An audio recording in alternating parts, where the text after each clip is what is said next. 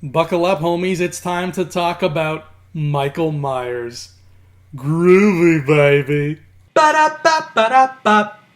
Hello, my friends. Welcome back to Oktoberfest here on Thumb Together. My name is Andrew Fantasia, and today's movie is simply Halloween. Guys, how could I not talk about Halloween? This is one of my favorite all-time horrors. I had to include it. Halloween is right around the corner. We can't not talk about this. The slasher genre is a crazy, beautiful mess of unfiltered, wonderful nonsense. Friday the 13th is a treasure of smut. A Nightmare on Elm Street is a pun-filled, blood-soaked barbecue. Scream is a parody of a parody that works on a very meta level. And then you got Halloween, which didn't necessarily start it all. We have Black Christmas to thank for that. But Halloween really started the trend of slasher sagas that just never ever seem to go away. The first Halloween came out in 1978, and since then has been a staple for many, many people around this time of year. I know lots of people who adore Halloween, and they will make it a point to watch it every Halloween every year. There are TV stations that do the same thing. They will play Halloween reruns on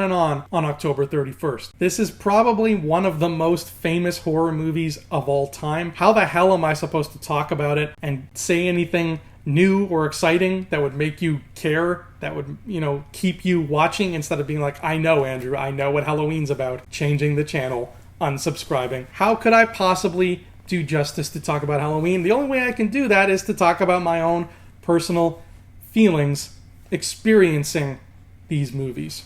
Particularly the first one. What I adore so much about Halloween is that from minute one to the final shot, it is drenched in Halloween atmosphere. The fictional town of Haddonfield, where the movie takes place, looks like any old neighborhood in any town ever. Which is the point. It's supposed to be sort of any town USA to really drive home the fact that, hey, this could happen to you. And the film takes painstaking measures to ensure that you, the viewer, are pretty familiar with the layout of this Haddonfield suburb by the time the movie closes. See, at the beginning of the film, guys, Jamie Lee Curtis's character, Laurie Strode, comes out of her house and starts walking to school. And on the way to school, she has to drop off a key at the old Myers place. Right there, you have another great staple of Halloween, the old blank place. Every neighborhood, at least back in 1978, I can't say the same anymore. The world is a very different place now, thank you very much, Amazon.com. But back in 1978, every neighborhood had a spooky old house where maybe nobody lived there or one really eccentric old person lived there, and all the neighborhood kids would ride their bikes past the house and be like, oh man, I'm not going there. That's the old blank place. I heard somebody died there. I heard somebody's buried under the floorboards. And these things, these legends of the playground, permeate every neighborhood in America. It's how it works. It's how our culture works. So Laurie Strode walks to this house, the old Myers place, drops off a key for her father because he's a real estate agent and he's going to try to sell the house, and then makes her way to school. And we follow her on these long tracking shots as she moves throughout her neighborhood, and we get a sense of what this neighborhood looks like. It is a very old school neighborhood with big houses and very big trees. Once the sun goes down and trick-or-treaters start coming out, again, you really get that Halloween feeling. You see trick-or-treaters moving up and down the street. You hear them laughing outside. You see the bathed in the orange glow of streetlights, kids walking by with ghost costumes on, peering through their bags of candy and discussing what they got as they head for the next house. And when Laurie Strode peeks out the window, you see the houses across the street bathed in darkness, lit only by the glow of their porch lights, and you can't help but wonder, as you would on any Halloween, what spooky things are out there waiting in the darkness. John Carpenter could have called this movie Michael Myers. He could have called it anything really, but he called it Halloween, and he stuck to that because the movie is not really about Laurie Strode or Michael Myers or even Sam Loomis. The movie is about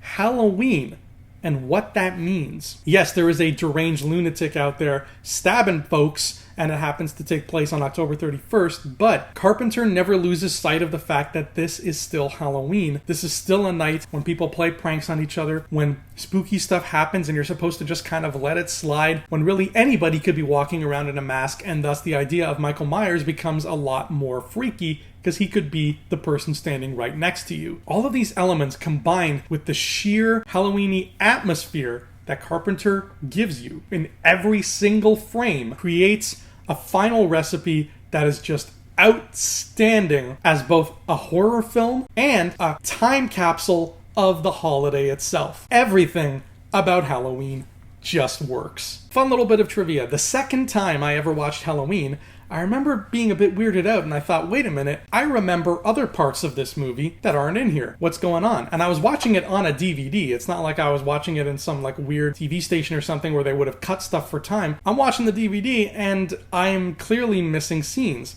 What's the deal here? Well, turns out this movie lives in bizarro world, because unlike most motion pictures where when you put it on TV, they cut scenes so that they have more room for commercials, Halloween is just the opposite. Halloween adds scenes. That's right, back in around 1979, 1980, John Carpenter was gearing up to release Halloween 2. And while that was going on, Halloween 1 was seeing a whole lot of syndication on network television. However, Halloween 1 was a very short movie. I think it only clocked in at around like 80, 85 minutes or so. And the networks had a bigger time slot that they usually reserved for movies. So they told John Carpenter, your movie's too short to play on our station. If you want us to play it, you need to add more scenes. And John Carpenter happened to be filming Halloween 2 with the exact same actors, so he thought, all right, I'll do exactly that. So he filmed extra scenes, spliced them into the original movie, and sold that to networks as the Halloween extended TV cut. And that was the cut that would play on every channel whenever you would watch Halloween on TV. If you have any memory of this scene with Sam Loomis standing in this lecture hall with all these orange chairs, you have seen the extended TV cut, because that scene is not in the original. For the longest time, I only owned the regular copy of the DVD, and it always kind of bummed me out because I felt like I was missing the full experience. It wasn't until just this year when I found a copy of the extended TV cut for sale from a private seller. This cut is incredibly hard to find. I've never seen it in a store before, so it was a little bit pricey. The seller was asking for $50. But considering that this is Halloween, I think that that's kind of worth it. You're getting the full Halloween experience,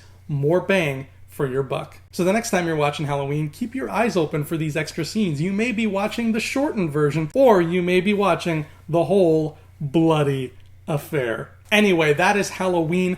We have only one day left in OCTOBERFEST. That's right, guys, one movie left to talk about.